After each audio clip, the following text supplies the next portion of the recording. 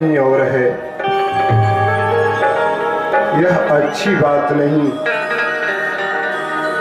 आप मन को एकाग्र करके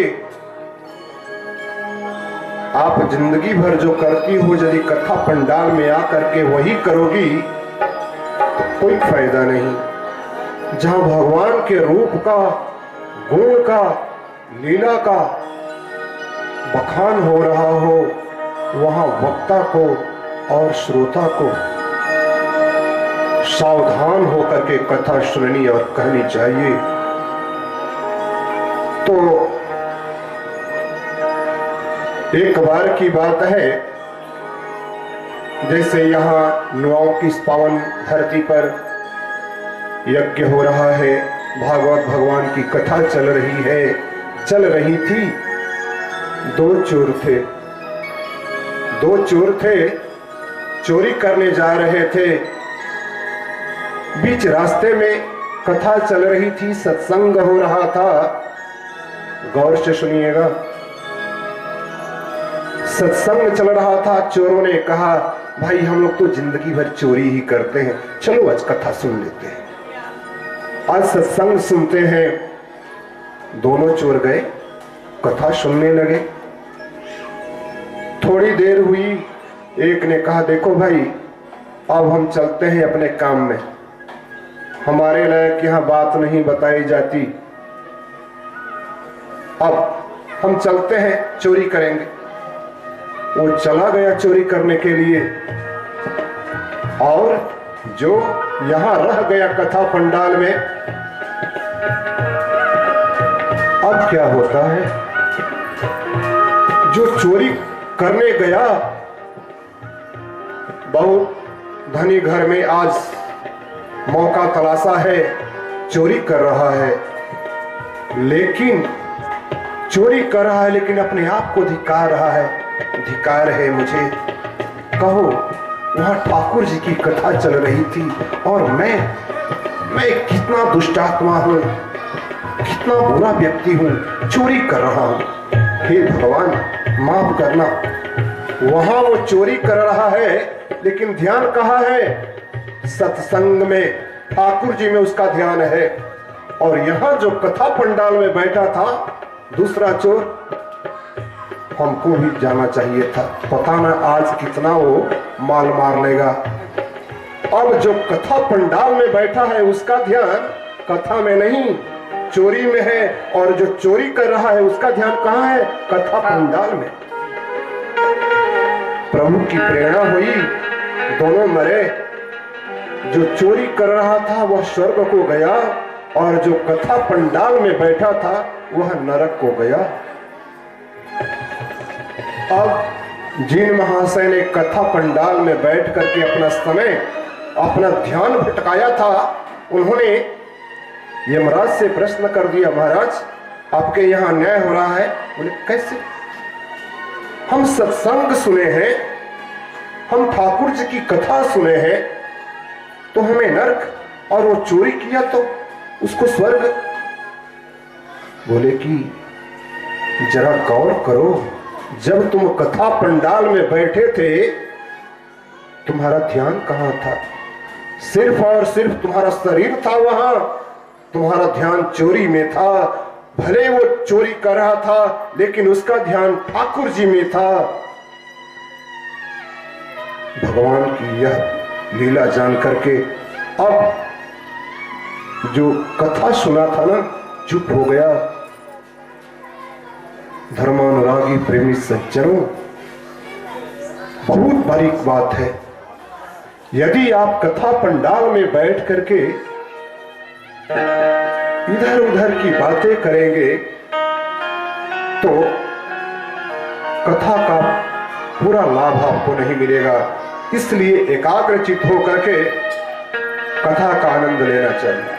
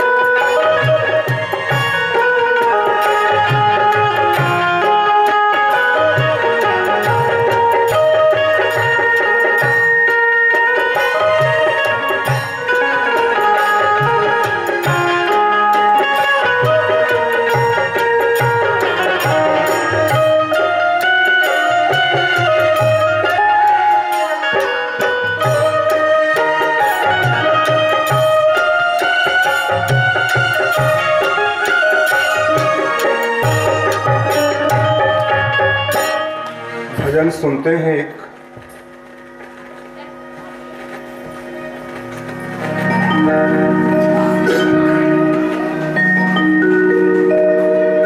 राम नाम भज भैया मन चितलाई हो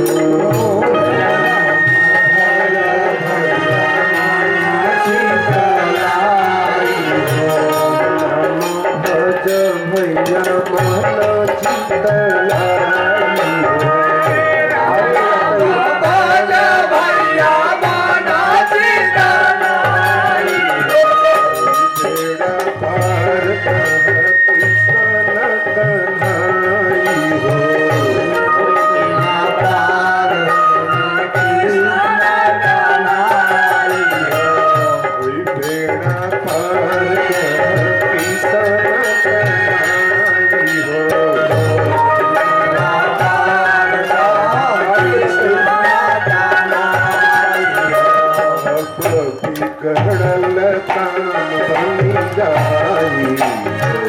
सिया राम जी बोला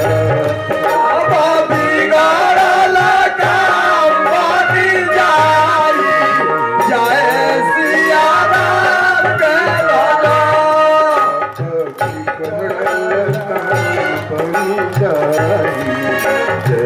सिया राम जी बोला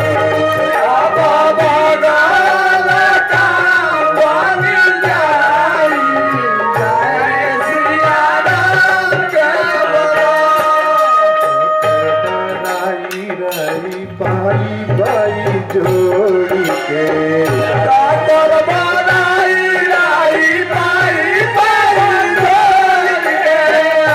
कर बराई राई पाई पाई जोड़ी के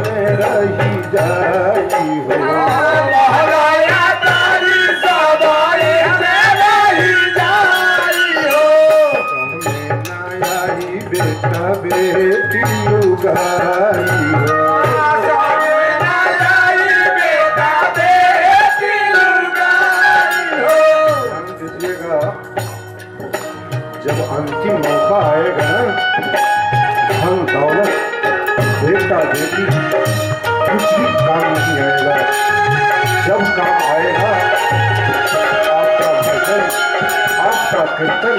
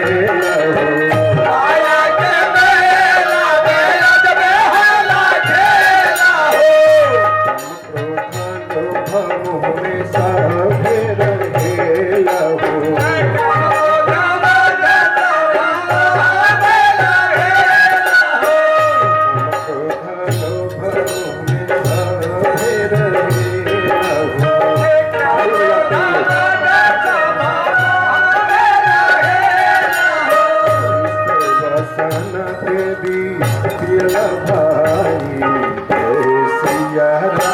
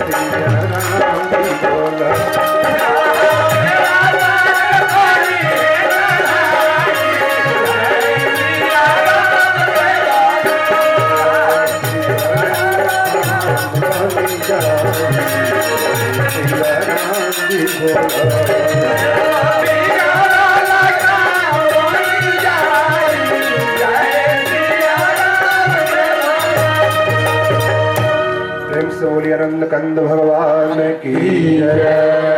जय श्री कृष्ण जय जय श्री राधे जय जय श्री राधे।